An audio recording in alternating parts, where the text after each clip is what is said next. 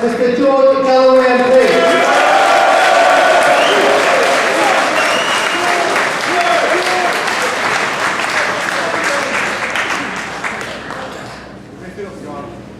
Bismillahirrahmanirrahim. Chairman,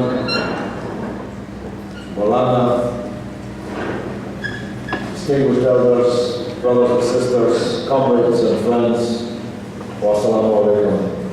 Peace be on all of you. Let it be remembered that in the coldest winter for 13 years, on the coldest night of the year, so many people came here to bear witness this evening to the great tragedy, yes, that has befallen the Palestinian people in Gaza over the last 4 weeks, but to pay tribute also to the steadfastness, the sincerity, the bravery of the Palestinian resistance who have withstood this blizzard of death and destruction and are still standing unbroken, and inshallah will stand forever unbroken.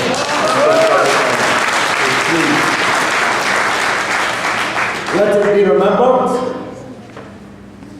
that the person who masquerades as the Member of Parliament for Preston was invited to join us here this evening and refused to do so. But let it be remembered that other sincere members of this party, including councillors, did so in his stead. I have been all over the country every day over the last 4 weeks, speaking at rallies, meetings, fundraising events, dinners, sometimes 3 in a day, all over this country. And everywhere, and especially in the north of the country, there is an intifada going on here in Britain as the cause of Palestine has come alive again. I have, as Mukhtar kindly reminded me how old I am, been involved in this great cause for the majority of my life since 1975. It's now 2009. And in 1980, yes, we twinned our city with Nablus and flew the Palestinian flag from the City Hall, the first flag of Palestine ever to fly from any public building anywhere in the world, as a matter of fact. But long years passed when, as Maulana Ilyas would put it, people turned their faces, turned their hearts away, sometimes to other causes, sometimes to the wrong path in their lives. But one thing that's clear over the last 4 weeks is that people have come back to the cause, and especially young people who weren't alive when we flew that flag in Dundee in 1980. Young women, girls, like the sister who spoke to us earlier, young boys, like the many in this room tonight, who have rallied to this cause, some of them for the first time. And I agree with Councillor Lovett that this huge crime that Israel committed represents a huge stone that they struggled to lift, only to drop it on their own feet. Israel did not destroy the Palestinian resistance, but she destroyed any last pretense that she was a civilized, normal country in the world. For the vast majority of our opinion. Someone said earlier, Valerie Wise said earlier, that there was a ceasefire. I have to tell you, I know because I was in the car, you were making your way here. Israel is about to break that ceasefire this evening. The Prime Minister, Ehud Olmert, made a statement this evening that the Israeli army is about to take military action against Gaza in the next hours. And he said that action will be harsh and disproportionate. Can you imagine any other government in the world that would have the gall to announce to the world it was about to take harsh and disproportionate action? Taking disproportionate military action is a war crime under the Geneva Conventions, and their Prime Minister boasts that he is about to do it so.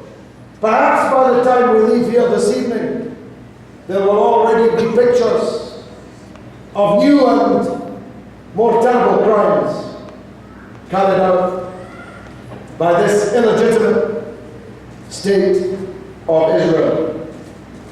One place, however, I advise you not to look for a proper coverage of what's about to happen is the misnamed British Broadcasting Corporation, which was the Bush and Blair Corporation in the run-up to the Iraq War, and has been the bloody biased corporation throughout this atrocity in Gaza over these last 4 weeks. My brother Hassan was talking about the Palestinian policemen, hundreds of whom were murdered in 1 minute on the first day of this aggression on the 27th of December. Hundreds of policemen killed where they sat, where they stood in their police stations, built incidentally by us, by our taxes and other taxpayers in the European Union. These policemen who were murdered in a minute were the same policemen who rescued the BBC reporter Alan Johnson from his unjust and criminal captivity in Gaza last year. When those Palestinian policemen risked their lives to save his life, the BBC thanked them for doing so. But when they were murdered in a minute, they were transformed from policemen who saved the life of a BBC correspondent into terrorists, militants, into Hamas, which itself has become metamorphized from the legitimate elected government of Palestine, elected in the only free election ever held in any Arab country, from the Atlantic to the Gulf, ever, and which, as Hassan said, they won in overwhelming numbers. Alhamdulillah, we don't have to watch the BBC to find the truth any longer. If you've got Sky, don't watch Sky News. Go to 515 and watch Press TV, where you'll find the truth about what's happening in Palestine and other Muslim countries. Or go to 514 on Sky. Turn the volume down because the commentary is not so good, but the pictures tell the truth. And it's not that the BBC didn't have those pictures.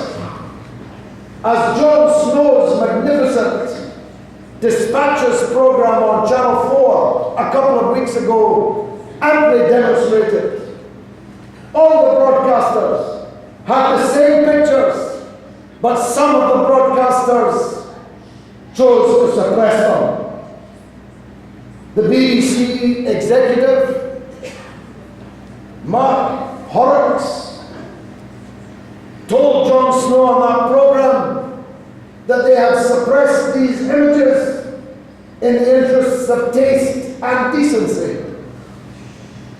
So you can watch Quentin Tarantino films where people get their ears cut off, their heads blown open, where blood and gore can be splattered everywhere for entertainment. You can watch any obscenity on the television, but you're not allowed to watch the truth of what's happening on the BBC News, on Sky News, despite the fact that the British people are increasingly demanding it.